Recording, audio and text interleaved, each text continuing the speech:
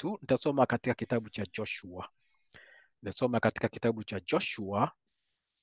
Nitasoma kuanzia mstari wa kwanza mpaka mstari wa 9 kwa haraka haraka. Alafu tena nitakuwa na maandiko kama mawili matatu hivi ambayo naweza nikayachomekea katikati as we move along. Basi maandiko yanasema hivi: ikawa baada ya kufa kwake Musa mtumishi wa Bwana, Bwana akamwambia Yoshua mwana wa Nuni mtumishi wa Musa akasema, Musa mtumishi wangu amekufa. Haya basi, ondoka, vuka mto huu wa Jordan, wewe na watu hawa wote, mkaende hata nchi niwapayo wana wa Israeli. Kila mahali zitakapokanyaga nyayo za miguu yenu nimewapa ninyi, kama nilivyomwapia Musa, tangu jangwa hili la mlima huu Lebanon mpaka mto ule mkubwa, mto Frati, nchi yote ya Wahiti, tena mpaka bahari ile kubwa upande wa machweo ya jua. Hapo ndipo patakapokuwa mpaka wenu. Hapatakuwa mtu yeyote atakayeweza kusimama mbele yako siku zote za maisha yako. Kama nilivyokuwa na Musa, ndivyo nitakavyokuwa pamoja na wewe. Sitakupungukia wala sitakuacha.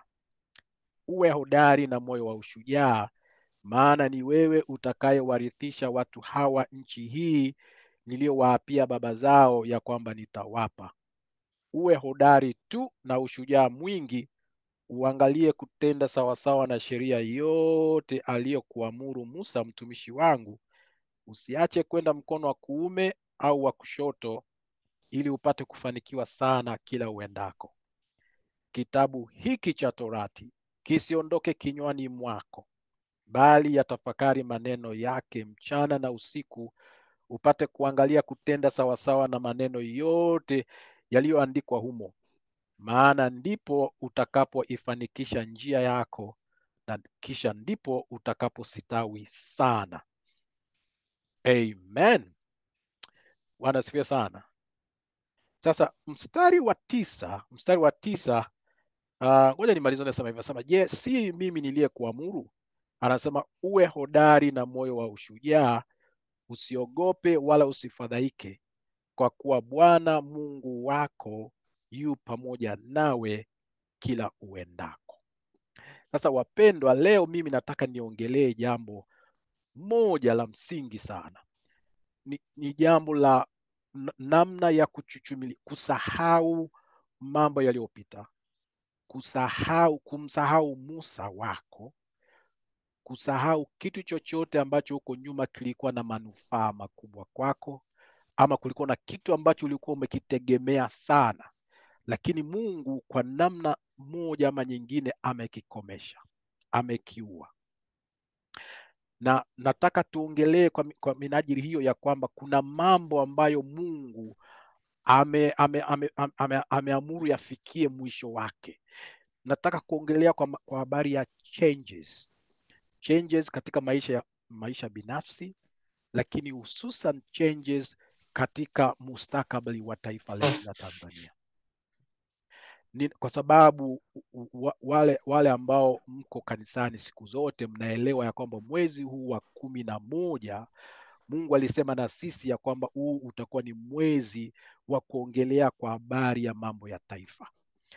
Leo hii nitaongelea kwa habari hiyo, nitaongelea kwa habari ya mambo fulani fulani ambayo Mungu tayari ameshayaamuru yatokee. Kuna mambo ambayo Mungu ameshaamuru yatokee kwa nia njema, na hayo mambo yanatokea, lakini yameambatana na maumivu ndani yake, yameambatana na huzuni ndani yake.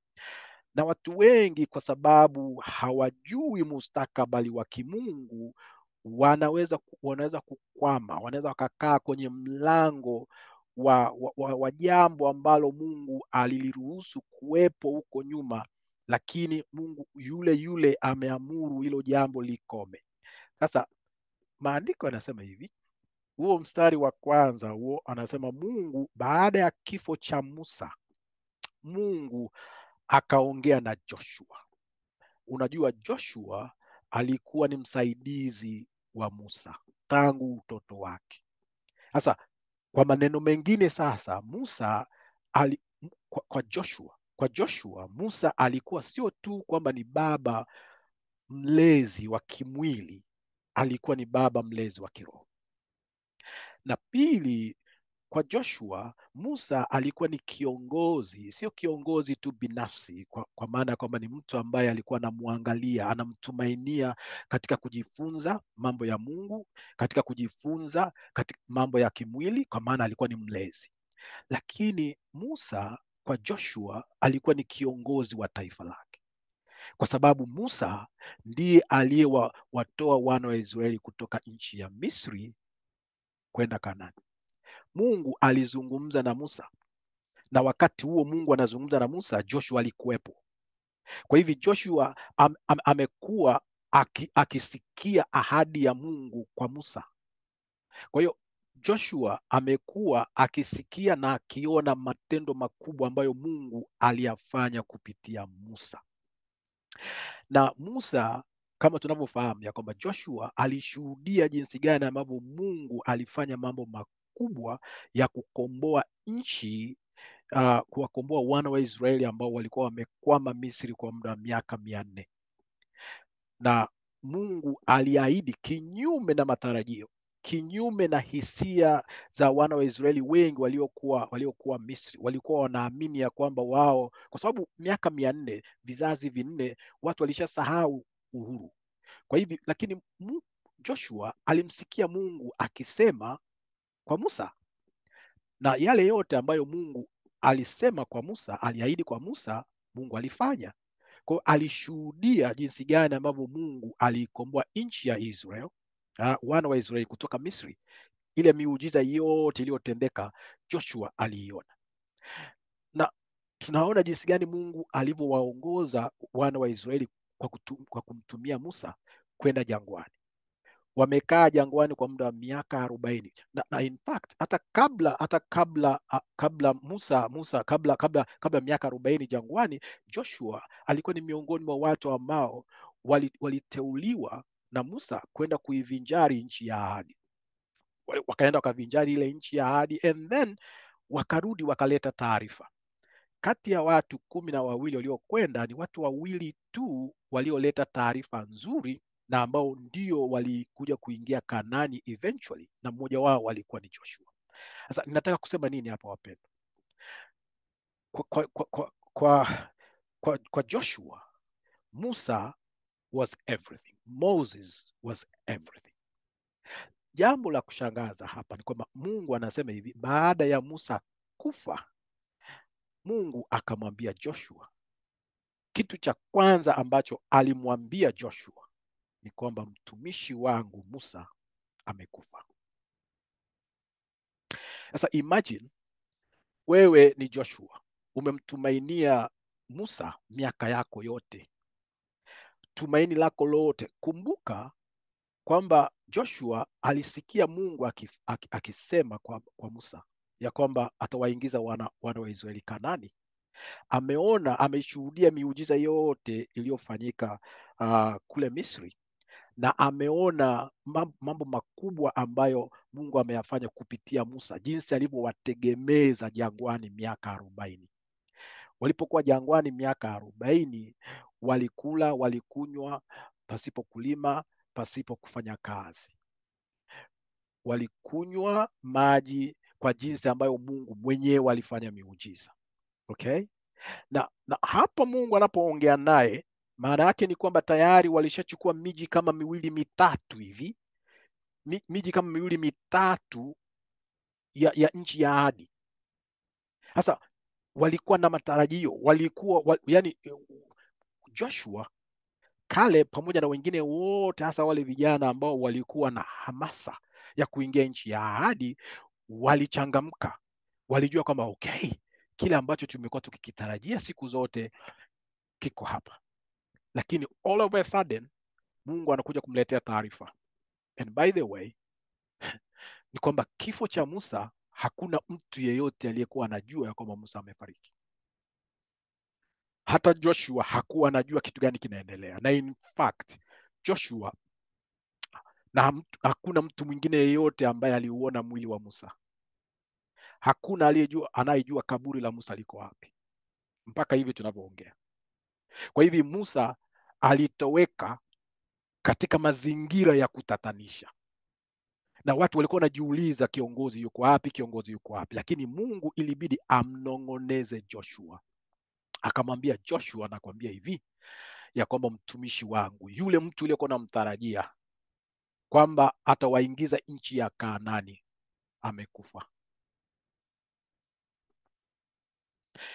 Imagine wewe ni Joshua, utajisikiaje? Kuna watu ambao mnanisikiliza hapa kwamba kuna mambo yametokea, maybe umekuwa na mtu uliyekuwa namtarajia, anaweza kuwa ni mume wako, huyo Musa wako anaweza kuwa ni ndoa yako, huyo Musa wako huyo anaweza kuwa labda ni kazi ambayo ulikuwa unaitarajia, kazi ambayo imekusustain, ama ni mzazi, baba, mama ambaye ulikuwa unampenda. Na in fact sio tu kwamba na hili neno nilipokuwa nimeamka asubuhi, Mungu akawa ameniambia, alinong'oneza. In fact jana asubuhi nilipokuwa naomba, Mungu ndio akaniambia kawaambie, neno likaje, likamwambia mtumishi wangu amekufa.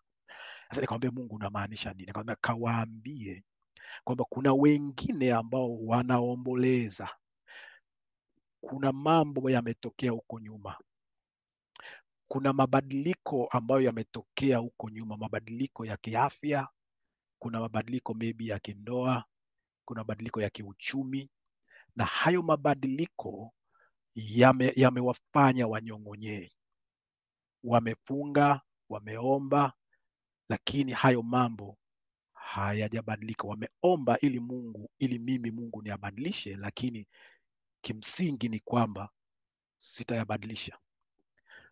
Mungu alipomwambia Joshua, akamwambia Joshua, mtumishi wangu Musa amekufa. Alikuwa anasema hivi, sahau kwa habari ya Musa, na wala usinibembeleze mimi kumfufua Musa, kwa sababu Musa muda wake umekwisha, na wewe unapaswa kuchukua nafasi yake. Nataka niongee na watu kadhaa. Mungu ameniambia niseme hili jambo kwa haraka tu na kwa uwazi na kwa utaratibu kwa kadri ninavyoweza. Kuna watu hapa, kuna jambo zuri, kuna mambo ambayo either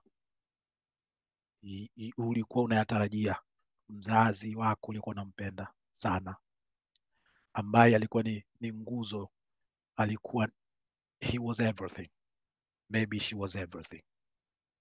Waingereza wanasema that was your world. Okay? Kuna wengine hapa mlikuwa na mazoea fulani, maybe ya kifamilia. Umekuwa kwenye familia yenu mkiwa na mazoea fulani, kuwaona watu fulani kufanya vitu fulani fulani, lakini hayo mambo yamefika mwisho. Na mwingine umekuwa na ndoa yako kwa muda mrefu, umekuwa na mume wako, umekuwa na baba wa watoto wako, lakini huyo baba wa watoto for whatever reason hayupo, ndoa imesambaratika, na umelia na umetamani Mungu arejeshe yale yaliyopita, ili kwamba mambo yarudi kama yalivyokuwa. Mungu anasema sahau. Na niseme tena, aidha kuna watu wengine ambao mnanisikiliza hapa, ya kwamba kuna mambo ambayo yatabadilika, kuna mambo ambayo Mungu ameyapanga yatokee kwenye maisha yako, yatabadilisha. Kuna jambo litatokea ambalo litabadilisha maisha yako completely. Na ninasema hivi kwa moyo mzito.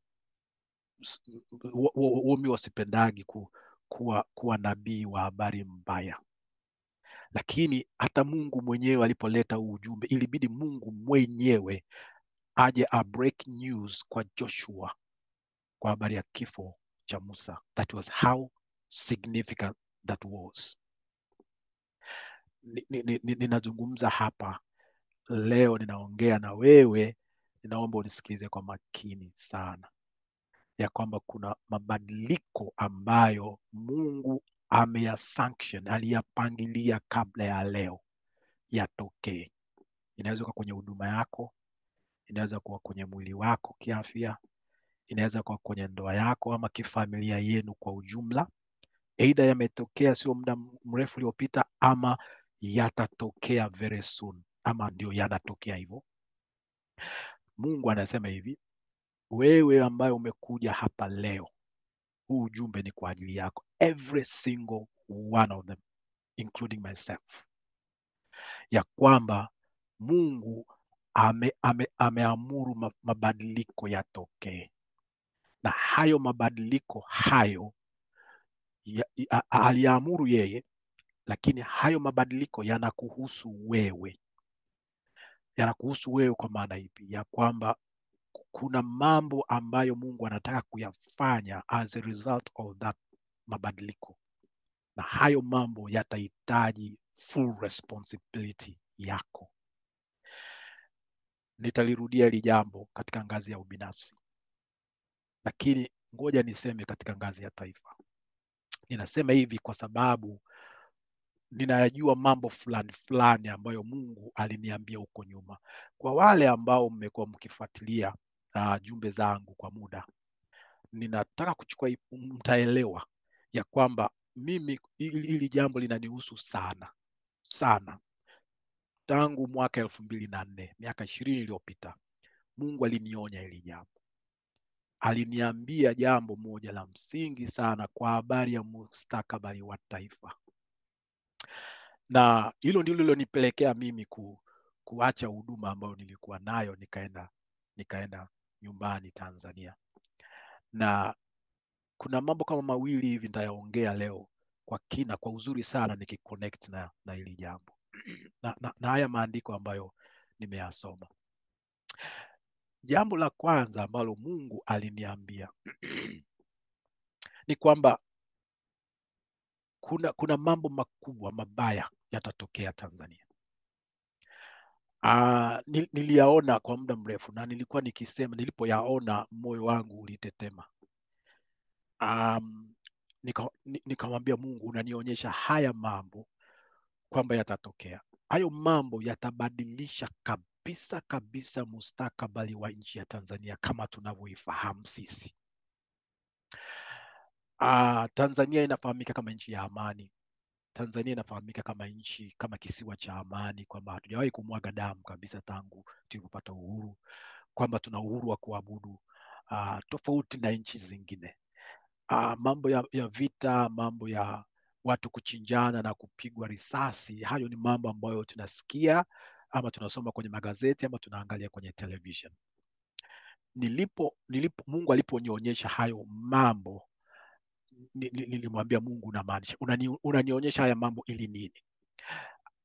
Akaniambia, ninakuonyesha ili nikuambie, ujue ya kwamba hayo mambo yamepangwa, yanakuja, yanatokea, na usiniambie lingelotaka Mungu kuna namna yoyote ya kufunga na kuomba ili kuepusha damu kumwagika.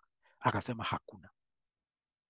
Nikamwambia, sasa wewe Mungu unamaanisha nini? Nini maana ya mimi wewe kuniambia kwamba mambo yatatokea? Unajua, akanifunulia andiko moja, akaniambia, unajua Bwana Yesu aliwaita wanafunzi wake kabla hajafa, siku 3 kabla hajafa, akamwambia hivi, siku chache zinazokuja mimi nitakufa. Na wanafunzi wake, kumbuka, walikuwa na tumaini ya kwamba Bwana Yesu yeye alikuja kuwakomboa wana wa Israeli. Alisema mimi ni mkombozi, mimi ni Mesaya. Hasa kama wewe ni Mesaya na sisi tumeacha kazi zetu zote, umetuita hapa, unamaanisha nini leo unaposema unaenda kufa? Unasema tena wewe unaenda kujipeleka, utaenda kupigwa, uwawe. Maana yake nini? Unajua, Peter akang'aka akasema, haiwezekani. Wewe Bwana Yesu, wewe ni ngangari, wewe una upako wako hawezi kukuruhusu wewe uweze kufanya nini, uweze kuuawa, haiwezekani. Unajua, Bwana Yesu akamwangalia akamwambia, wewe kwanza, akamwambia, rudi nyuma yangu Shetani. Can you imagine? Anamwambia, wewe rudi nyuma yangu Shetani. Amemtukana tusi zito kweli. Kwa nini Shetani wewe? Anasema wewe unawaza mambo kibinadamu, wazi kama Mungu. Alafu unajua Bwana Yesu akasema jambo lingine, akasema wewe Peter, sio tu wewe kwanza, nasema shetani ameshaomba kibali cha kuwapepeta nyinyi nyote, yani kuwatenganisha ninyi na mimi, na akasema na shetani ameshapewa hicho kibali. Akasema hivi, wote mtanikimbia wakati mimi naenda msalabani, nyinyi wote mtanikimbia. Sasa Petro akajifanya mjanja, akasema hivi, akasema wote watakuacha isipokuwa mimi. Yani kama ningekuwa ni kusema, angesema haki ya Mungu, mimi niko hapa. Anasema mimi sikuachi. Unajua Bwana Yesu kamwangalia, alafu akacheka, akamwambia wewe Petro, usifanye mjanja. Kwanza nimeshakwambia A, ili jambo limeshaandikwa. B, shetani ameshapata kibali cha kuwapepeta, na hicho kibali kimeshatoka. Kama Mungu ametoa kibali, hawezi kukifuta. Na nimeshakwambia ya kwamba ninyi wote mtanikimbia. Sasa wewe unajifanya mjanja, ngoja nikuonyeshe. Nakwambia na wewe Petro, yani jogoo hata wika kabla wewe hujanikana mimi mara 3 kwamba hunijui. Sasa unajua jambo la kushangaza hapa ni hili. Kwa nini? Na tunajua kwamba Petro alimkana Bwana Yesu mara 3 na Bwana Yesu alikufa msalabani eventually. Lakini kitu cha msingi ni hiki, ni kwamba kwa nini Bwana Yesu hakumwombea? Baadaye alimwombea, anasema hivi, lakini Petro, so wote mtaniacha, sema lakini nitakuombea, nimekuombea wewe Petro, ili kwamba imani yako isitindike, ili kwamba utakapokuwa umeanguka ukarejea. Kuanguka maana yake ni kunikana, okay? Baada ya kuwa umenikana mimi mara 3, urejee, imani yako irejee, baadaye utubu. Sasa nasema utakapokuwa umetubu na ukarejea, waimarishe ndugu zako. Sasa jambo la ajabu ni hili, kwa nini Bwana Yesu hakumwombea Petro asimkane, lakini alimwombea ili kwamba akishamkana aweze kufanya nini? Aweze kuwaimarisha ndugu zake. Ninachotaka kusema hapa niki, nilipokuwa ninaomba hilo, nilipokuwa namuuliza Mungu, kwa nini Mungu tusiombe ili kwamba Tanzania yetu ipone na kwamba damu isimwagike? Mungu aliniletea hilo andiko, akanambia, Noel, na wewe usiwe kama shetani aliyemuingia nani? Petro. Akafikiri ya kwamba kufa kwa Bwana Yesu msalabani ni kitendo cha kishetani, ni mpango wa Mungu. Kwa maneno mengine, aliniambia hivi ya kwamba kumwagika kwa damu na haya yote yatakayotokea Tanzania, mimi nimeamuru, na hakuna maombi yatakayoweza kubadilisha mpango huu.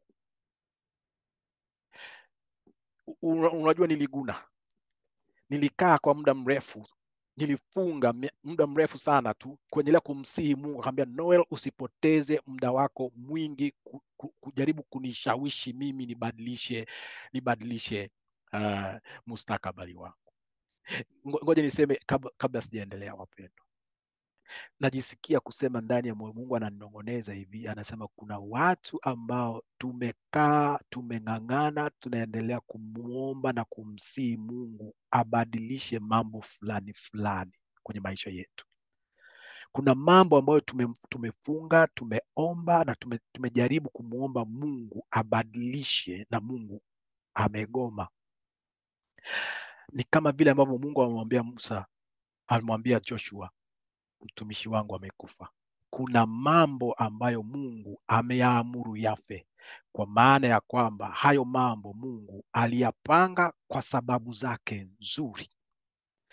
Kwa hivyo niseme hivi, wapendwa, nimekuwa nikijaribu kupeleka ujumbe hasa kwa watu ambao wanamjua Mungu, nikisema hivi, mustakabali wa Tanzania, kwamba haya mambo yanayotokea sasa hivi na yale ambayo yataendelea kutokea. Nilisema hivi, wapendwa, ya kwamba haya mambo ambayo yametokea, watu karibu, tunaambiwa watu 10,000 wamechinjwa, ni mambo ambayo mimi niliyaona muda mrefu sana. Na hayo mambo, wapendwa, labda niseme tena ya kwamba hayo tuliyoyaona, ambayo tumeyaona so far, ambayo yamebadilisha mustakabali wa nchi yetu. Watu wengi wanasema nchi yetu ya Tanzania mbona ni tofauti, mbona sio kama ile. Jamani, tumuombe Mungu atusamee ili aturejeshe nchi yenye amani. Mungu amegoma. Nimeambia watu msipoteze muda wenu kumwomba Mungu ili damu isimwagike. kwa sababu hayo mambo yameruhusiwa. Ndio maana unaziona nabii nyingi, watu wanasema damu itamwagika, ombeni sana, ombeni sana. Actually wanachosema ni kwamba hayo mambo yatatukia. Kwa nini? Kwa sababu Mungu amefanya shingo za viongozi walioko madarakani ziwe ngumu, kwa sababu imeshaandikwa. Hilo ni jambo la kwanza. Ni vizuri kuelewa mambo mawili, wapendwa. Jambo la kwanza, kuna mambo ambayo tunaweza kumwomba Mungu. Mungu anapokuletea taarifa fulani fulani kwenye maisha yako, kuna mambo ambayo Mungu anapoletea taarifa za maafa, anakuletea taarifa kwa sababu moja ni kwamba uombe ama ufanye kitu ili kuweza kuepusha hiyo hali.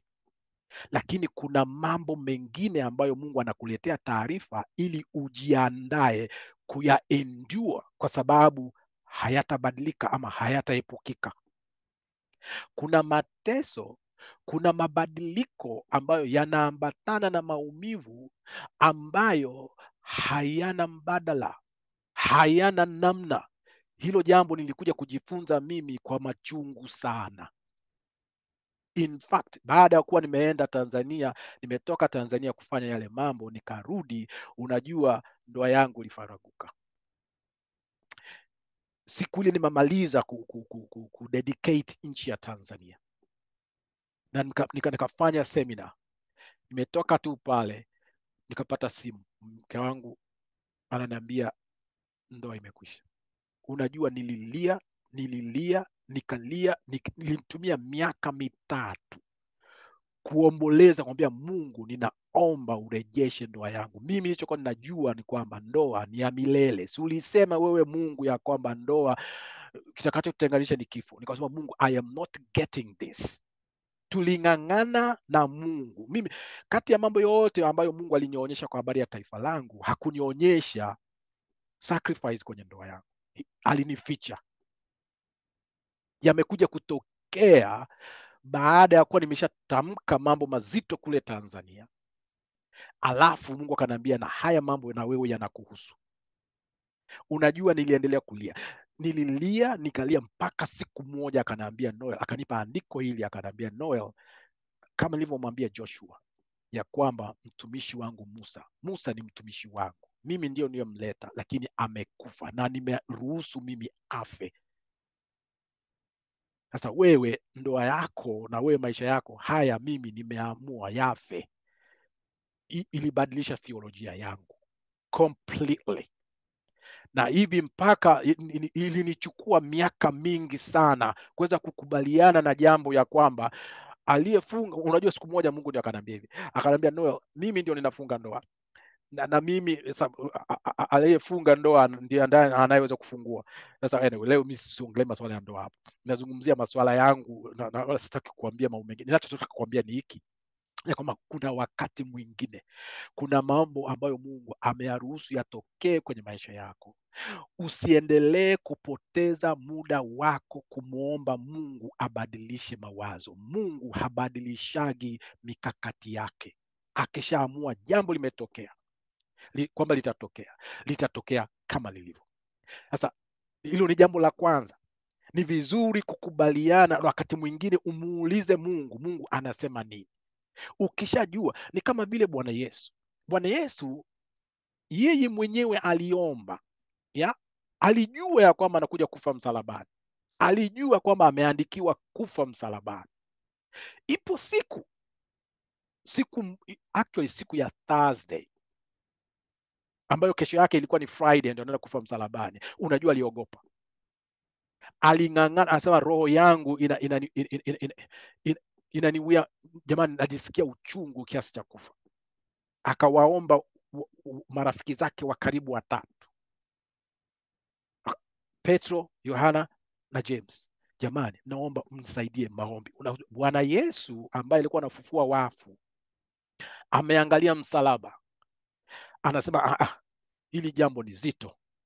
Asema, jamani, njooni mnisaidie kuomba, angalau kwa hili sali moja tu, mnishike mkono, hili jambo ni zito. Unajua, Bwana Yesu aliomba Mungu aweze kuepusha msalaba. Akasema hivi, Baba, hivi hakuna njia nyingine, Ameomba mara moja, Mungu yuko kimya, baba yake. Mara ya pili, Mungu Baba yuko kimya. Mara ya tatu, Mungu Baba yuko kimya, akimaanisha ya kwamba wewe maliza, ukishamaliza kulia unyanyuke. Amelia Bwana Yesu, tunaongelea Bwana Yesu hapa wapendwa, hatuongelei mtu mwingine, tunaongelea Bwana Yesu ambaye ameomba mara tatu, Mungu Baba akamkatalia. Hiyo ni mara moja peke yake ambapo Bwana Yesu aliomba maombi yake hayakusikiwa, na yeye mwenyewe akajikumbusha sema, Bwana, nimeshaelewa, mapenzi ya sio kama ninavyotaka mimi, bali mapenzi yako na yatimizwe. Maana yangu ni hii kwamba kuna wakati mwingine tunataka kushindana na Mungu. Kuna wakati ambapo kuna mambo ambayo Mungu anataka kuyabadilisha ama tayari ameshabadilisha, lakini tunang'ang'ana. We spend too much time crying, too much time trying to ask God to change his mind. God never changes his mind. Na ndio maana ninasema hivi wapendwa, nchi yetu ya Tanzania, haya ambayo yanaanza kutokea na yale ambayo yako mbele yetu ni mazito. Hatupasi kuomba Mungu abadilishe mpango wake, isipokuwa tunapaswa kufanya jambo la pili ambalo ndio hasa nataka niliseme in passing, kwa sababu sina muda wa kuweza kuongelea kwa kina kwa kipindi kifupi ambacho ninacho hapa.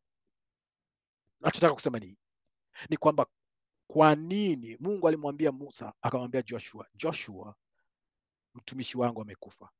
Kwa nini nimeruhusu afe? Kwa sababu Musa hakuwa amekusudiwa kuwaingiza wana wa Israeli nchi ya Kanaani. Musa amekuwa mtu wangu wa karibu, nimempa jukumu lake ilikuwa ni kuwatoa nchi ya utumwa na kuwafikisha jangwani na kupokea kanuni. Lakini wewe Joshua, ndiye niliyekuwa nimekuandaa, ndiye niliyekuwa nimekukusudia kuwaingiza wana wa Israeli katika nchi ya ahadi. Kwa hiyo Musa, muda wake ulishafika, muda wake ulishakwisha. Lakini baada ya muda wa Musa kwisha, ni wakati wa Joshua. Maana yangu ni hii, moja niongelee kwa habari ya taifa kwa kifupi. Nilijaribu kusema hivi nilipokuwa namuuliza Mungu kwa habari ya nchi yetu ya Tanzania, akamwambia Mungu, kwa nini unaruhusu mambo haya yatokee? Kwa nini damu lazima imwagike? Alinipa sababu mbili, lakini nitakupa sababu moja tu leo.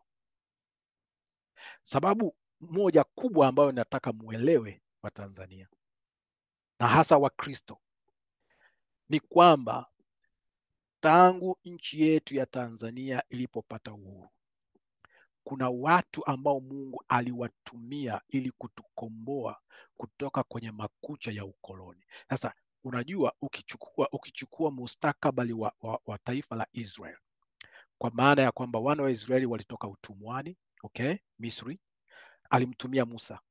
Baada ya kutoka utumwani walikwenda jangwani.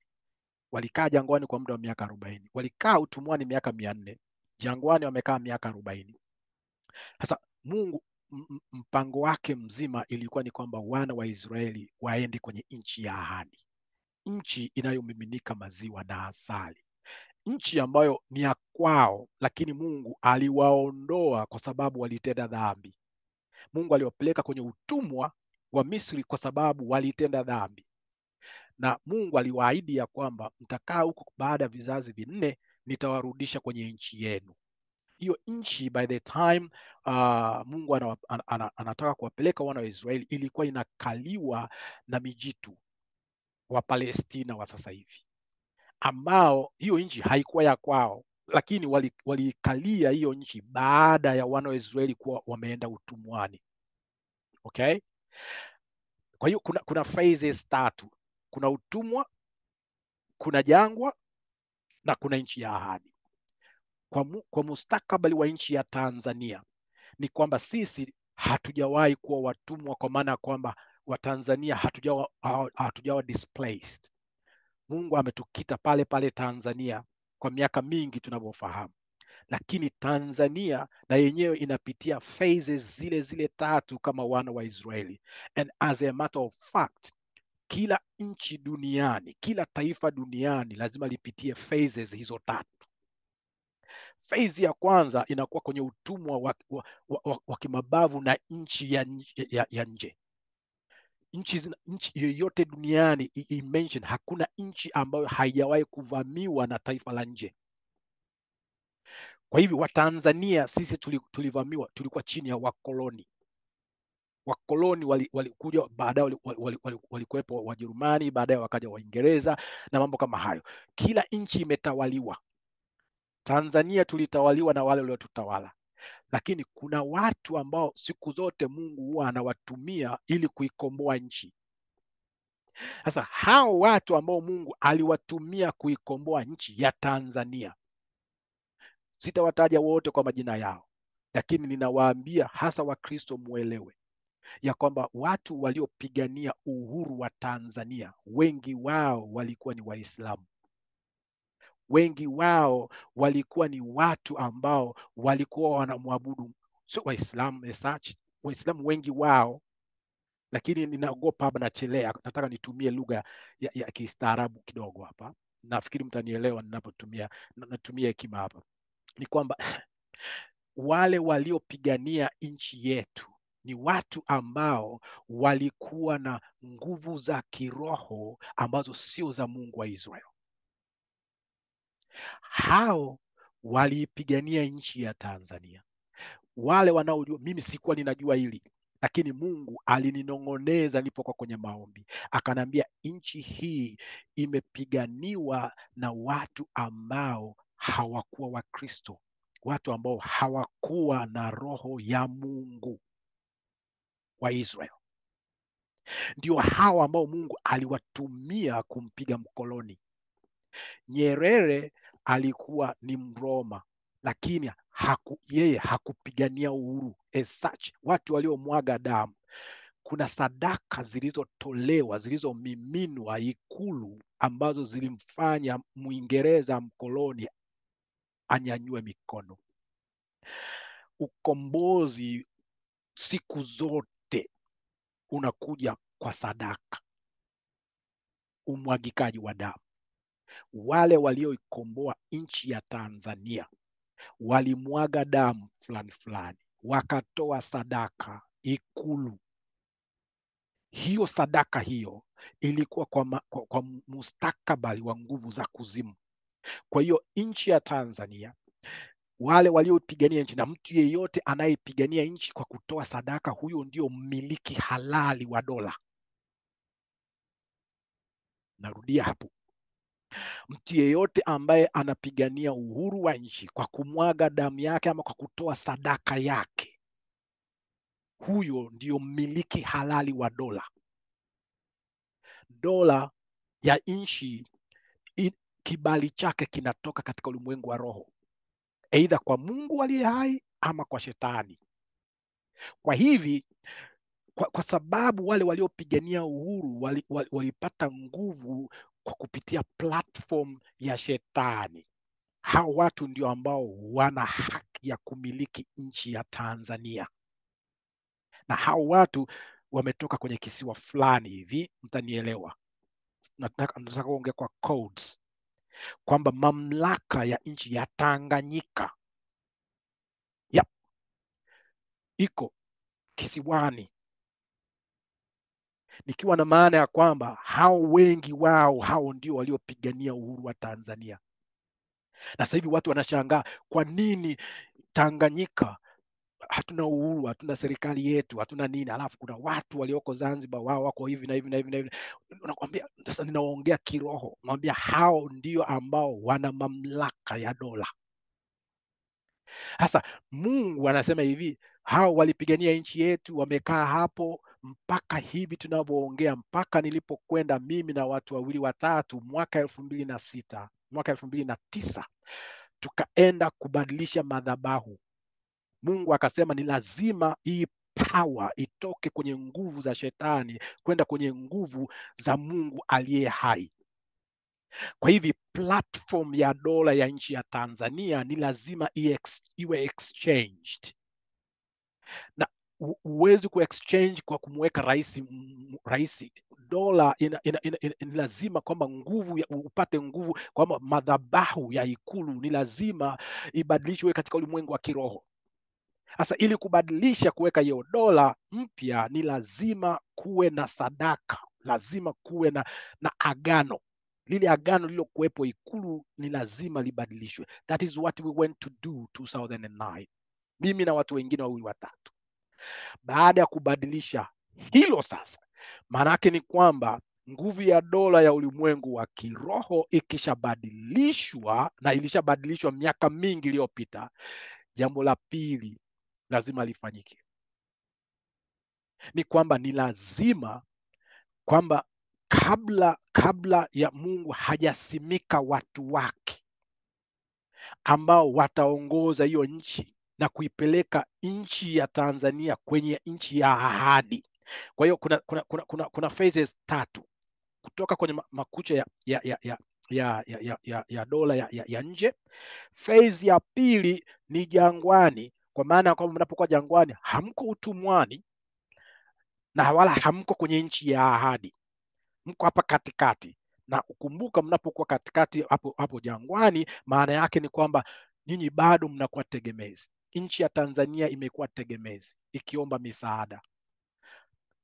Bado pamoja na kwamba tumetoka utumwani, hatuko chini ya wakoloni, lakini bado tuko chini ya ukoloni mambo leo, kwa maana ya kwamba uchumi wetu wote bado unamilikiwa na nchi za nje. Hatuwezi kujitegemea, tumekuwa watu wa kutegemea misaada kutoka nje. Tanzania ni nchi tajiri mno, lakini sasa kwenye nchi ya ahadi. Unaposema huko kwenye nchi ya ahadi, maana yake ni kwamba nchi ya ahadi ni hali ya mafanikio ambayo kitu cha kwanza cha msingi ni kujitegemea kiuchumi bila kutegemea msaada kutoka nje, kulima, kufanya biashara na kujitegemea katika kila nyanja, kisiasa, kiuchumi na kijamii, na katika kila eneo. Hiyo ndio picha aliyokuwa nayo Mwalimu Nyerere, baba wa taifa. Lakini sasa yeye alikuwa na nia njema, na huko ndiko tunakopaswa kwenda. Na labda niseme jambo lile kwa haraka ni kwamba, wapendwa, ngoja nichomeke jambo nilikuwa nataka niseme jambo baadaye kidogo, lakini ngoja niseme hivi. Wapendwa, nchi ya Tanzania ni tajiri, kitu ambacho kilianza hata kabla Mungu hajanionyesha haya mambo kwamba yatakuja kutokea, kwa maana ya maumivu na damu kumwagika. Mungu alikuja kuniambia hivi, aliniambia, Noel, nchi ya Tanzania ni tajiri.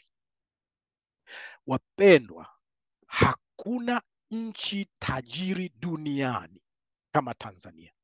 Ninaomba msikie hili jambo kutoka kwenye kinywa cha Mungu. Hapa anaongea. I know this. Tanzania imebarikiwa. Hakuna nchi yoyote duniani ambayo inaweza kumatch Tanzania kwa utajiri. Na Mungu amesema, na hili jambo limethibitishwa na watu wengi sana duniani. Mtu yeyote ambaye yuko karibu na Mungu atakwambia hili jambo, ya kwamba Tanzania Mungu ameiamaka kwa kisiwa cha utajiri duniani, na utajiri wake sio tu kwa ajili ya Watanzania, ni kwa ajili ya dunia nzima. Na Mungu amesema ya kwamba huo utajiri huo atauweka kwenye mikono ya watakatifu, mikono ya watu ambao Mungu mwenyewe atafanya nini? Atawateua, akina Joshua. Utajiri huo haukuwa umekusudiwa kuwa mikononi mwa akina Musa. Maana yangu ni hii, ni kwamba Tanzania Mungu anataka kuipeleka nchi ambayo itakuwa ni tajiri, kwa maana ya kwamba mabarabara, majumba. Wapendwa, mimi sijui nisemeje, hiyo Tanzania niliyoiona mimi, huo utajiri niliouona mimi, na hasa mikoa ambayo sasa hivi ni maskini, kwa maana ya Dodoma, Singida. Mimi natoka Singida, by the way. Nimetoka mikoa hiyo ya katikati, Singida, Dodoma, huo ukanda wote wakati huo. Jamani, niliona kuna dhahabu, kuna madini ambayo hayako popote duniani. Na nilipokwenda, Mungu alinipeleka mwaka 2009 na 10, nikaenda Singida. Mungu aliniambia, anasema kuna utajiri ambao kuna watu Wajerumani walikuja wakauona huo utajiri Dodoma, Singida, kuelekea huo ukanda wote huo, walitaka kuchimbua hayo madini. Mungu ameweka makerubi, Mungu ameweka makerubi kwenye walisurvey, wakaona deposit ya utajiri Tanzania nzima, wamemap, lakini walishindwa kuuchimbua kwa sababu Mungu ameweka makerubi. Kila walipokuwa wanataka kwenda kuchimbua wanashindwa, network inakata, wanaondoka. Na Mungu alinipeleka pale akaniambia, maeneo yote haya Mungu amesema amewaficha watu wote, na hawa walioko madarakani sasa hivi, chama na dola ambayo iko madarakani kwa muda huu tunaoongea, wote hawa ambao tunasema kwamba wamekuwa wezi, au wote ambao tunasema kwamba wanaiba mali za taifa, ni kweli ni wezi. Na ndio maana Mungu amewaficha, anasema kwamba huo wizi wanaofanya ni mdogo mno. Ndio maana Mungu anasema ya kwamba utajiri wa Tanzania hakuna anayeujua, na wale wanaojua hawawezi kuuchimbua. Mungu anasubiri ufike wakati ili kwamba aweze kuwapa akina Joshua, oh haleluya, awapa akina Joshua utajiri huo, washike nchi. Lakini kabla hawajashika nchi, ni lazima kwanza ile regime ya zamani itenguliwe. Hasa kutengua regime maana yake ni kwamba kwanza ni lazima kuwe na nini? Ni lazima kuwe na exchange ya divine power. Na hiyo divine power maana yake nini? Ni kwamba ndicho tunachotaka kufanya, kwamba lazima madhabahu ivunjwe. Baada ya madhabahu kuvunjwa, kitu ambacho kinapaswa kufuata sasa ni kwamba ile regime ni lazima kuwe na sadaka ambayo Mungu mwenyewe ataichukua, na hususan kuna watu ambao Mungu ataruhusu damu zao zimwagike, kama yule Bwana Yesu ambavyo ilikuwa ni lazima afe msalabani. Bwana Yesu alipokufa msalabani, ile sadaka yake ile ndiyo ambayo ilimpa uhalali wa kuwa Bwana wa mabwana na mfalme wa wafalme. Kwa hivi Mungu alisema hivi ya kwamba kabla mambo mazuri hayajaja Tanzania, kabla sijawaweka viongozi wazuri Tanzania, wale viongozi ambao mimi nataka washike nchi, walete mabadiliko na walete utajiri wa Tanzania, ni lazima damu imwagike. Ni lazima, hii dola haiwezi kuachia hivi hivi mpaka mimi nitakapokuwa nimepiga. Kumbuka mapigo ambayo Mungu aliyaruhusu nchi ya aliyoyaruhusu Misri. Mungu alisema jambo la ajabu sana ambalo nataka niliseme hapa kabla sijamaliza. Mungu alimwambia Musa, akamwambia Musa, nitafanya shingo ya Farao kuwa ngumu, nitaufanya moyo wa Farao kuwa mgumu, hata sikiliza maonyo. Kwa nini? Kwa sababu ninataka nikuonyeshe wewe Musa na watumishi na watu wako ya kwamba mimi ni Mungu mwenye uwezo, Mungu ni Mungu mwenye mamlaka, ya kwamba mimi ninaweza nikamweka mtu yeyote na nikamuondoa mtu yeyote. Nataka nikuonyeshe wewe ukuu wangu mimi. Lakini pili, nataka nimuonyeshe Farao na Wamisri wote ya kwamba mimi ni Bwana. Maana yangu ni hii, ni kwamba kuna maonyo mengi sana ambayo yamepelekwa kwenye dola iliyopo. Mungu amesema badilikeni, badilikeni, badilikeni, lakini hawawezi kubadilika. Kwa nini? Kwa sababu Mungu amefanya shingo zao kuwa ngumu, ili damu imwagike, ili kwamba regime hiyo iweze kubadilika. Hiyo damu hiyo ina sababu kubwa mbili. Sababu ya kwanza ni kwamba Mungu, na sababu ya pili sitaisema. Sababu ya kwanza ya msingi ni hii, ni kwamba Mungu anataka kuwaonyesha wale walioko madarakani ya kwamba Mungu ndio ameingia Tanzania. ya kwamba mambo ya Tanzania wapendwa, niseme kwa haraka ya kwamba Tanzania tuliyokuwa tunaifahamu kwamba ni kisiwa cha amani sio ile tena. Ile Tanzania tuliyokuwa tunaijua kwamba hakuna kuuana, hakuna mitutu ya bunduki, hakuna nini, sahau, hiyo nchi haipo tena. Tanzania ile ambayo Mungu ameikusudia baadaye, hakuna anayejua sura yake itakuwaje. Kuna mambo mengi mno ambayo tumeyazoea, ambayo tumeyapenda, ambayo tumeyakumbatia. They will change. Mimi ninawaambieni wapendwa ya kwamba tujiandae kwamba mabadiliko yanakuja. Mungu mwenyewe ameyasimamia hayo mabadiliko, na anasema hivi, na anasema ya kwamba ni lazima yatukie kwa sababu Mungu anataka kuileta Tanzania mpya. Oh, haleluya! Ninasema haleluya, si kwa sababu mimi nafurahia watu kufa, na si kwamba nasema haleluya, si kwamba nafurahia machafuko. Ni kama vile ambavyo Musa ni kama vile Mungu alivyomwambia Joshua, akamwambia Joshua, mtumishi wangu amekufa. Unajua, kuletewa habari kwamba mtumishi wako amekufa si jambo jema, huwezi kulifurahia, lakini Mungu anakuambia nyanyuka. Anasema hivi, ninakuletea habari, mimi nakuambia kwamba amekufa. Kwa hivi ninawaambieni wapendwa, Mungu ametuma niwaambie hivi ya kwamba Tanzania tuliyokuwa tunaipenda kwamba ni kisiwa cha amani na kwamba hakuna umwagaji wa damu, haipo. Na Mungu anaongea na akina Joshua. Mungu anaongea na watakatifu. Anasema nyinyi watakatifu, ninyi akina Joshua, ni wakati wa kuchukua nchi.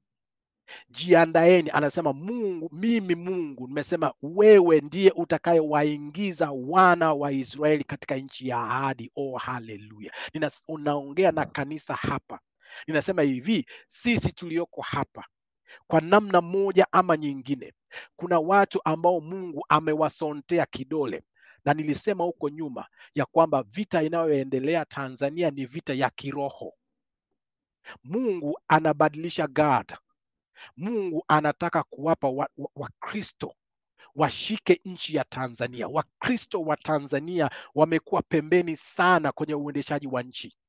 Watu walioshika dola kwenye biashara, kwenye siasa, wengi wao wenye nguvu na mamlaka walikuwa ni watu wa mtandao, watu wa shetani. Now it is the time kwamba huo mtandao uwe dismantled, ya kwamba madhabahu ya kuzimu kwanza ilishakuwa dismantled, lakini tatizo ni kwamba akina Joshua hawako tayari. Watu ambao wanapaswa kuchukua nchi na kuiongoza nchi bado wanamlilia Musa. Na Mungu anasema hivi, ninyi Wakristo wengi tunapoteza muda kuomba na kufunga, Mungu lete amani Tanzania, Mungu lete amani. Mungu anasema ninyi jiandaeni kuchukua nchi. Jiandaeni kukaa na kufanya yale mambo nitakayowaambia. Mungu anamwambia Joshua, anasema kitabu hiki, kanuni hii ambayo nimemtuma Musa akupe, inapaswa kukaa kwenye nini? Kwenye mdomo wako. Usiendelee kuomba na kuomboleza kwa ajili ya Musa. Muda wa maombolezo umekwisha. Nilisema huko nyuma wapendwa, tulifunga na kuomba siku 7, tukaomboleza, tukalia. Huu sio wakati wa kuendelea kulia na kumwomba Mungu aepushe umwagaji wa damu. Mungu anataka kuuengua utawala mbaya, lakini utawala mbaya ukishaondoka, nani atatawala? Nani ashike dola? Tunahitaji watu akina Joshua. Mungu anasema I need the Joshuas, be ready. Where are the Joshuas? Mungu anasema nyinyi msio kama wa mataifa ambao wanaendelea kulia, Mungu tusaidie, Mungu aepusha. Anasema no, you need to learn how to take government. Watanzania, Wakristo tunalia, tunataka Mungu atupe viongozi wapya. Hao walioko ni wezi. Sasa niambieni, ambao sio wezi wako wapi? Wako tayari kushika nchi? Hawapo. Mungu anamwambia Joshua, nyanyuka Joshua. Usiendelee kumlilia Musa. Musa hayupo, Nyerere hayupo, wazee wetu waliopigania nchi hii hawapo. Hawakukusudiwa kutupeleka nchi ya ahadi. Sasa hivi Mungu anawaita akina Joshua, anawatafuta akina Joshua, anasema Joshua, uko wapi? Mungu anataka wanasiasa. Mungu anataka watu ambao wamejazwa Roho Mtakatifu. Kanisa linapaswa kujua ya kwamba huu ni wakati wa wao kusimama na kushika madhabahu ya nchi ya Tanzania. Dola ya Tanzania inapaswa kuwa mikononi mwa watu wenye wacha Mungu, wamsikie Mungu anasema nini kwa habari ya mustakabali wa taifa, sio kuendelea kulia. Kwa sababu unajua, kama mtu mwingine naweza kuzungumza katika ngazi ya kibinafsi, kama mtu labda ndoa yako imefaraguka, muombe Mungu. Kama Mungu amekwambia nitairejesha, atairejesha, lakini kama hajarejesha, Mungu anakwambia it is time to move on. Una watoto, you have got the life to live, you have got kids. Why are you spending too much time crying for the one who has left you? Why are you spending too much time crying for the past? You know what? You will never live on the past. You will never live in the past. The past is gone. Una watoto, una wajukuu. Je, unapaswa kuhakikisha ya kwamba hao watoto wanakula, hao watoto wanakuwa na amani. Unajua, leo Mungu alinifikirisha sana, na nataka nimalize na hili. Aliniambia, Noel, wewe unakaribia kustaafu. Wewe nimekupeleka kwenye nchi ya ahadi. Mimi of course in many ways niko kwenye nchi ya ahadi kibinafsi, kwamba ndoa yangu Mungu alipoifaragusha ile, aliifaragusha kwa mema. Yani sasa hivi I am even glad it happened. Why? Kwa sababu yale maumivu niliyoyapitia Mungu aliyatumia kunipa mke mpya. Mungu amenipa watoto wazuri. Maisha yangu mimi yamebadilika 100 times now. Mpaka nasema hivi, kwa nini nilikuwa nalia? Kwa nini nilikuwa namwambia Mungu badilisha, Mungu badilisha? Sema, Noel, can you see now kwamba maisha baada ya matatizo, baada ya majaribu ni mazuri mno. Nimewambia Tanzania tunayoiendea, Tanzania baada ya hiki kitimtimu ni Tanzania ambayo laiti mngeiona kama nilivyoiona mimi. I really want to live there. I want to go there. And I really ninawaonea wivu watoto wangu na wajukuu zangu, kwa sababu they will live in a better Tanzania. But that better Tanzania will never come before the crisis. It will come after the crisis. Itakuja baada ya kupita jangwani. Maana yangu ni hii, wapendwa, naongea na mtu binafsi hapa, ya kwamba umechukua muda mwingi kulilia watu ambao wamekuacha. Let them go. Anybody who left you was not part of your future. Thank God they were there.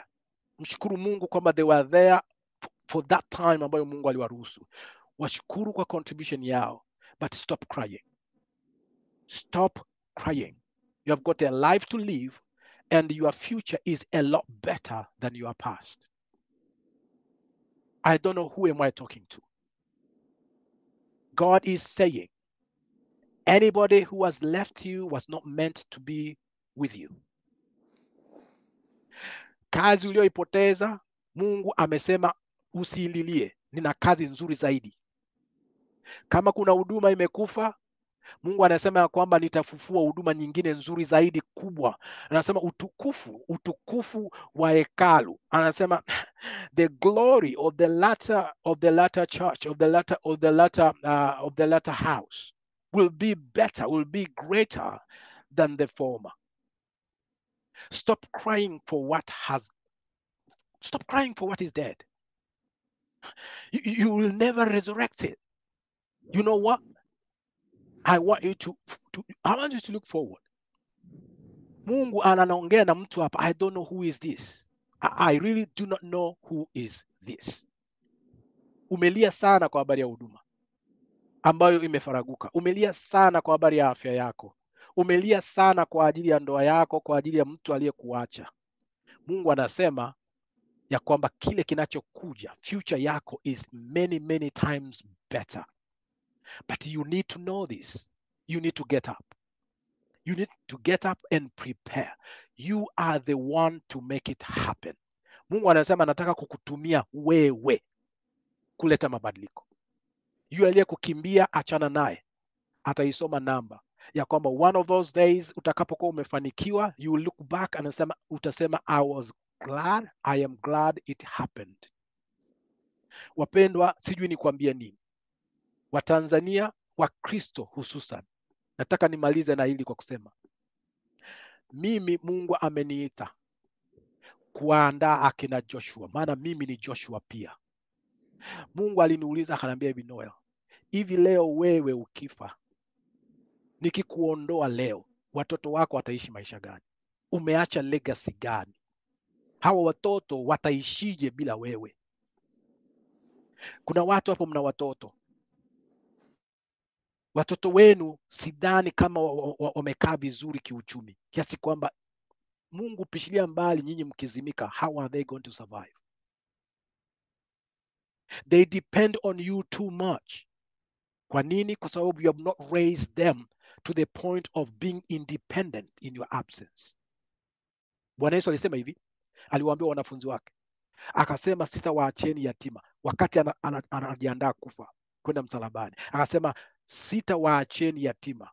Nasema nikienda kwa Baba nitamwomba Baba awaletee msaidizi, ili kwamba, nasema nguvu zile zile, matendo yale yale ya miujiza niliyokuwa nayafanya mimi, mtayafanya namna makubwa kuliko hayo. Oh, haleluya. Alisema ninaondoka, lakini sitaki niondoke ili kwamba mimi nikishaondoka na hope zenu na huduma yenu collapse. Anasema nataka, I want to raise you. Bwana Yesu alitumia miaka 3.5 ili kuandaa mitume kufanya kazi ile ile ambayo Bwana Yesu alikuwa naifanya, na actually maradufu yake. Mzazi mzuri, kiongozi mzuri ni yule anayewaandaa watu wa chini yake ama watoto wake kuweza kuishi na kufanikiwa wao wakiwa hawapo. Waafrika na Watanzania, we are very bad at successions. Tunaweza tukafanikiwa sisi, lakini maisha yetu, mafanikio yanakuwa confined na sisi. Ukifa wewe, everything collapses. Why? Kwa sababu wewe ndio unayejua siri ya mafanikio, lakini hujui namna ya kurithisha mafanikio hayo kwa watoto wako, na watoto wanaanza upya. Tunajua baba alikuwa na degree, tunajua baba alikuwa na nyumba. Hiyo nyumba wala hawajui mortgage inalipwaje, wala hiyo nyumba hawajui namna ya kuitunza. Ukiwaachia urithi, wanaanza kuchinjana. Unajua kitu cha maana cha kuachia watoto wako sio mali. Urithi wa maana wa kuachia watoto wako ni attitude, ni mindset. Kwa wale waliohudhuria siku ya Thursday, tulisema hicho, ya kwamba watoto wetu inabidi warithishwe, wawe na nini? Wawe na attitude. Ndio maana Joshua, Musa hakuacha mali. Musa aliacha kitabu cha Torati, na Mungu anamwambia kile kitabu, ile sheria, ile kanuni ambayo Musa alikupa, yale uliojifunza kwa Musa, hayo ndiyo yatakayo kufanikisha nchi ya ahadi. Hatupaswi kuwamilikisha watoto mali. Ukiwamilikisha watoto mali, kama hawajui mali zinapatikanaje na zinatunzwaje, watakufa maskini. Kwanza watachinjana wakigombania mali. Ndio hicho kitu kinachoendelea Tanzania. Tanzania watu wanapigania mali. What is mali? Yani watu wanaona kumuua mtu, yani mtu anasema tumeua watu vijana, tumeua vijana kwa sababu walikuwa wanaharibu mali. Really? Mali na uhai wa mtu, wapi na wapi? Kwa sababu watu tumekuwa so obsessed na mali kiasi kwamba uko tayari kutoa uhai wa mtu kwa sababu ya shilingi 100. But actually that is a mindset problem. Ndio maana nimekwambia mimi nikimtunza, nikimpa mtoto wangu Neema, nikamfunza namna ya kuweza kupata mali, nikamfunza namna ya kuweza kuishi maisha mema, hata kama sitampa hata gari moja, huyo mtoto popote pale atakapokwenda atakuwa tajiri. And this is what we are supposed to be doing. kwamba sisi ambao Mungu ametuita sisi akina Joshua, na hasa sisi watu wazima ambao watoto wetu wako hapa ni wakubwa, wengine miaka 20, miaka 30, wengine bado wadogo, we have got a duty ya kwanza kujifunza sisi hiyo kanuni, tuifanyie kazi, ituletee mabadiliko, then tuirithishe kwa watoto wetu. That is the Tanzania we want. Hiyo ndio generation ambayo sisi tunataka kuiona. Ninataka kabla sijafa niangalie watoto wangu, nione wanajitegemea, they can live without me. Hata ninapokwenda kaburini niwe na amani ya kwamba I have done my bit, ya kwamba I've trained my kids so much so that they cannot miss me. Kama they will miss me in a good way, watakumbuka mambo niliyoyafanya, watakumbuka jinsi nilivyowasaidia, watanienzi hopefully, watanitunza uzeeni kwangu hopefully. Lakini kikubwa ni kwamba popote pale nitakapokwenda, nitakapokuwa mbinguni, when I will look down, sitaki kuona mtoto wangu anahangaika nasema I wish baba angekuwepo hapa, I wish mama angekuwepo hapa.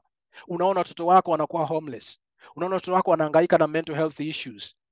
You could have helped, you could have done something for them. Unaenda kunaangalia nchi yako Tanzania jinsi ambavyo inakuwa ravaged. Unaona jinsi gani ambavyo watu hakuna succession ya leadership, hakuna. Kwa nini? Kwa sababu wale waliokuwa madarakani hawakuwa na succession plan.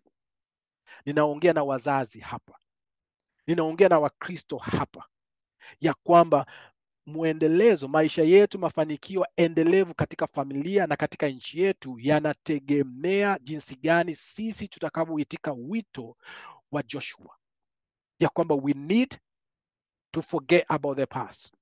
Our Tanzania we loved is going to be different, absolutely different.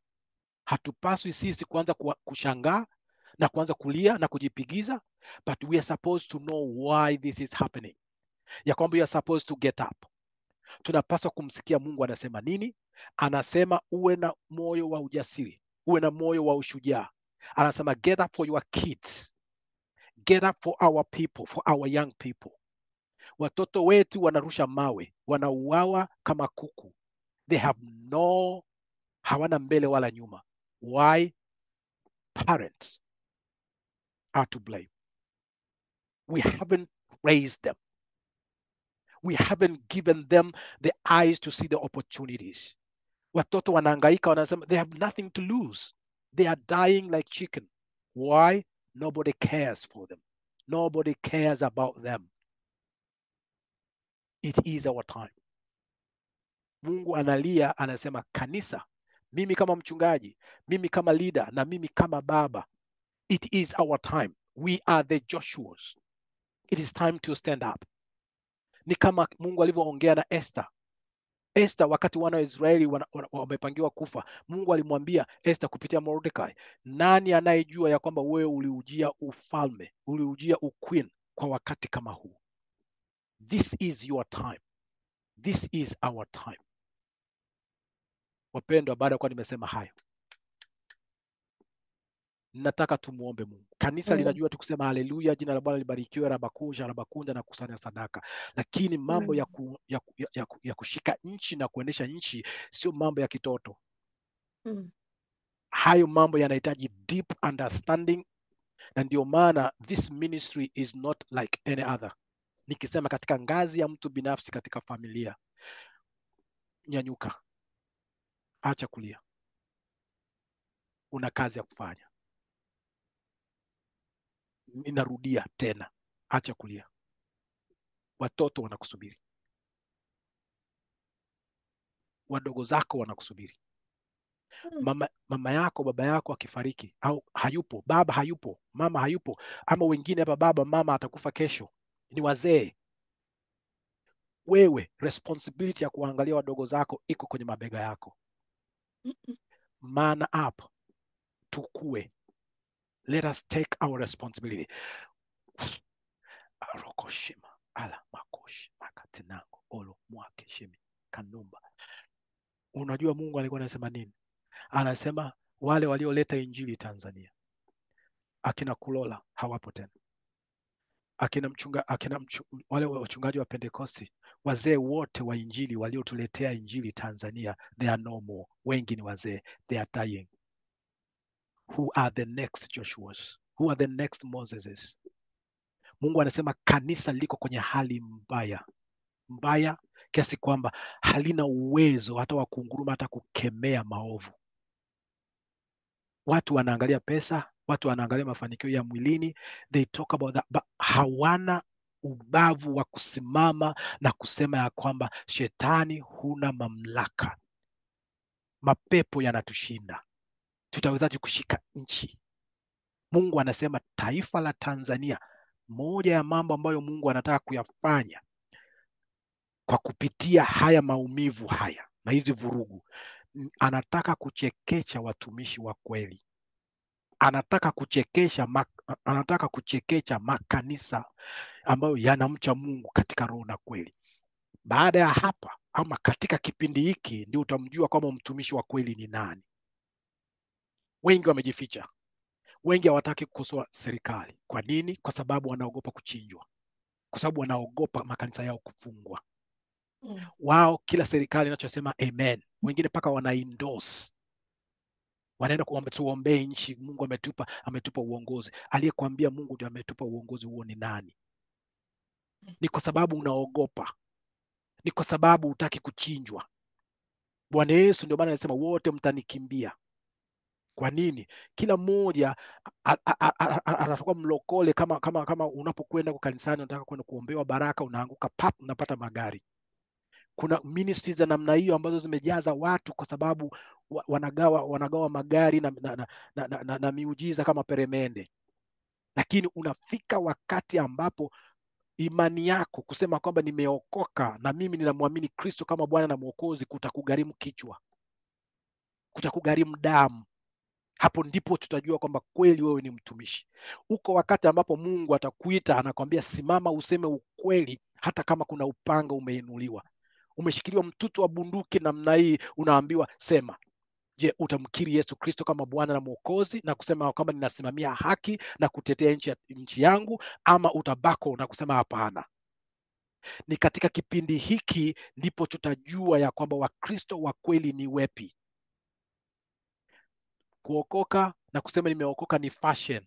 Kila mmoja anasema mimi nimeokoka. Kwa nini? Kwa sababu kuokoka hakuna gharama. Lakini sasa hivi Mungu anataka kupandisha gharama ya uokovu.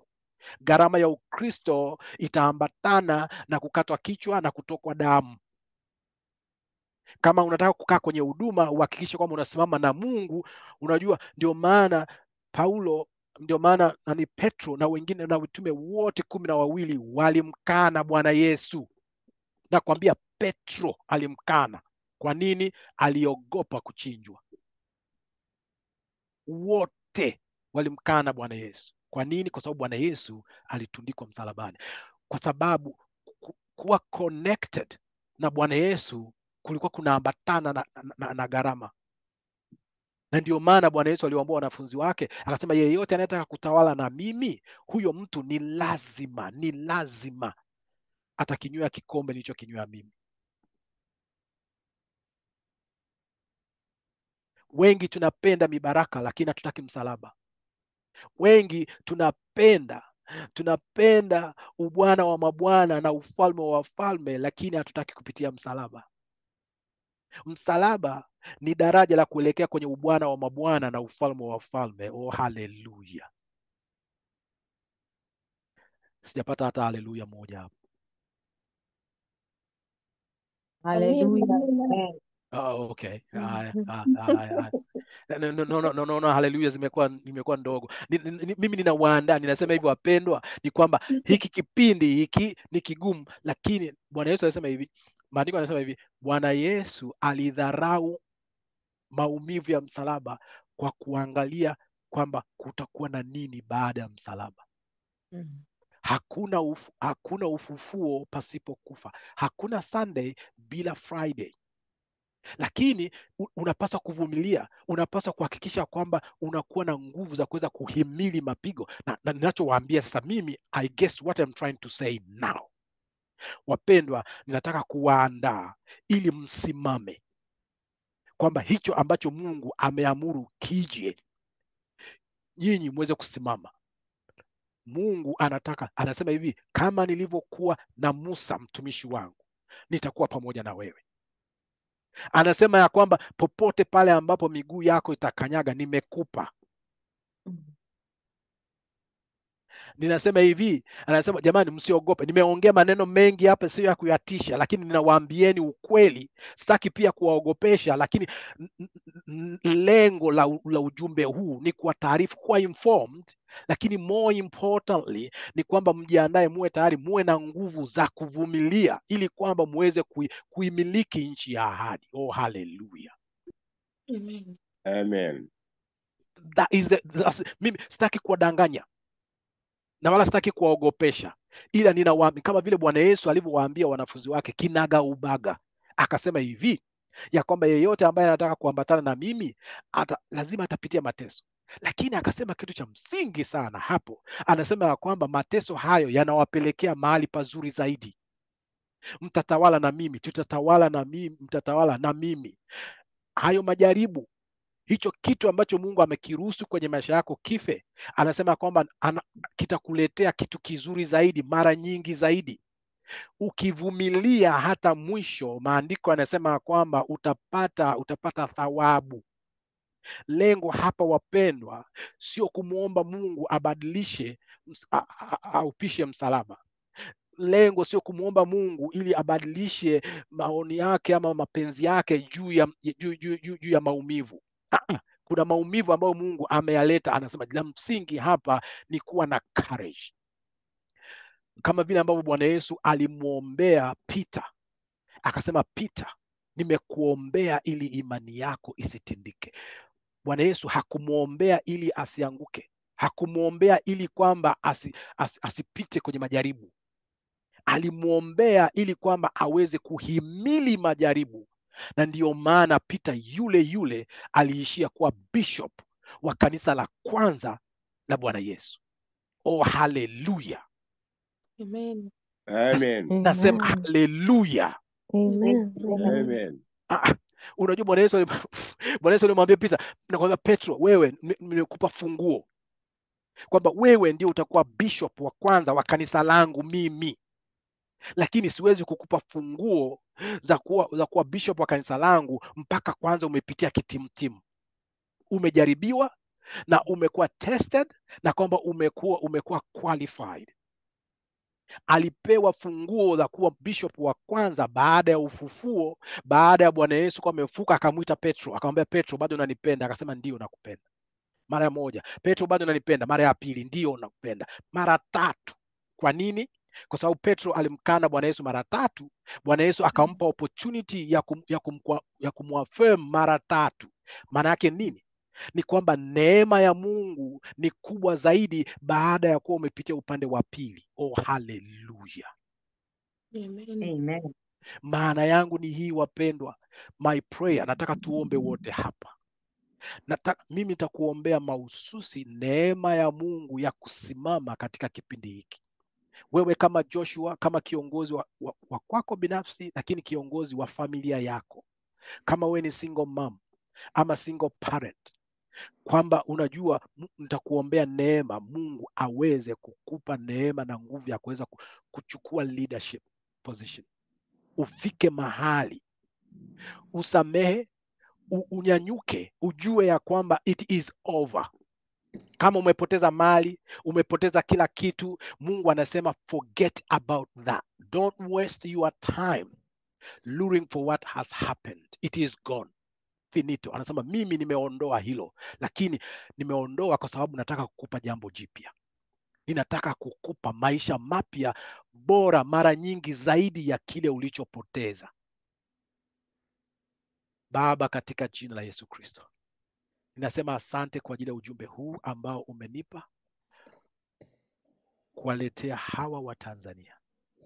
Ninakushukuru kwa ajili ya nchi ya Tanzania. Ninakushukuru Bwana kwa sababu nchi ya Tanzania unataka kuiweka mikononi mwa Wakristo, mikononi mwa wale ambao umewateua, akina Joshua. Lakini hawa akina Joshua wanapaswa kuandaliwa. umeruhusu Tanzania ibadilike. In fact, hivi tunavyoongea imeshabadilika. Jina la Tanzania, hadhi ya Tanzania imeshakuwa tarnished kwa sababu ya mauaji na kwa sababu ya yale ambayo yametokea. Ninajua ya kwamba bado kuna mambo mengi sana yanakuja ambayo yatabadilisha sura ya Tanzania, political landscape ya Tanzania itabadilika, na siwezi kurule out ya kwamba hata jina linaweza likabadilika simply kwa sababu ya yale niliyoyaona, kwamba hata geographical demarcations, mipaka ya Tanzania inaweza kabadilika, jina linaweza kabadilika. There are a lot of stuff that are coming. The Tanzania we used to, the Tanzania we know now is going to be non-existent. Mungu, kama vile ambavyo Joshua alikuwepo kwenye landscape, kama vile Moses alivyokuwepo kwenye landscape ya leadership, kwamba he was no more. At some point he was no more. Baba, ninawaombea wa Tanzania, hususan kanisa lako. They have to wake up to this understanding. They have to wake up that this is the time. This is a spiritual change of God. That God, you are changing the dynamics. You are changing the political landscape to be in the hands of the righteous. God, let them understand that this is a spiritual change of God. Let them know this. Let them know this. Especially the Joshuas, the Joshuas, the Joshuas, the Joshuas, the Joshuas, in the name of Jesus. Rokashuma, Okuma, Arokashema, Erilika, Oshima, Rika, Shima, Ako, Ushimani, Iki, Wapi, Kiti, Wapi, Oma,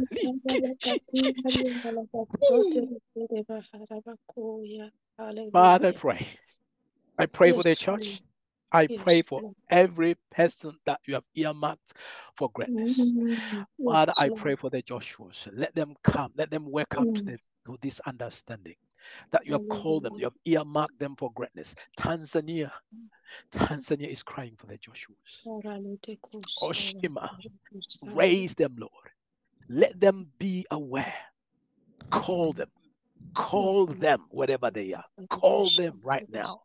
In the name of Jesus. Call them, Lord. Call them, Lord. Call them and prepare them. In the name of Jesus. Give us the power to withstand. Give us the endurance. Give us the power to stay there. Lord, to stay there when it is not comfortable, when it is not convenient. To stay there when it matters. In Jesus' name. But more importantly, Lord, I pray for individuals, family members. Kuna watu hapa Bwana ambao umewa-earmark kuwa viongozi wa familia zao. Pale wazazi wao watakapokuwa wameondoka, wengine wazazi wao hawapo, wanajiuliza tutawezaje kushika majukumu ya familia. They are next in line. Give them the understanding. Ukoo mzima unawaangalia, watoto wanawaangalia, hawajazoea hayo majukumu. Wape neema ya kupangusa machozi, wasiendelee kulilia yale yaliyokwisha. Wengine wamepoteza mali, wamepoteza waume zao, lakini wamepoteza na urithi wao, wamepoteza kila kitu. Wengine ni widows, wengine wapo hapa ni really maisha ni magumu. They think, okay, they are just thinking about their old good days. The old days. Their minds are stuck in the past. Father, unstuck their minds right now as I speak. Give them the ability to move on, to draw the line on the sand and say, hang on, the past is gone, but the future is where I'm going to spend the rest of my life. The future of the kids, the future of our land, the future of the family. Yes, give them the broad shoulders, the shoulders that are going to withstand the weight of the responsibility to steer their family, to steer their clan, to steer their nation forward. It is upon us. It is upon me. Father, I receive the grace. I receive the power to move on with power, to move on with courage, to move on with zeal and endurance. And we will fight whenever is necessary, not by using our might, not using by our physical might, is by your spirit. Father, we Yes, Lord. pray and believe in Jesus' mighty name. In Jesus' name we pray. Amen. Amen. Amen. Amen. And Amen. amen. Amen. And amen. Amen.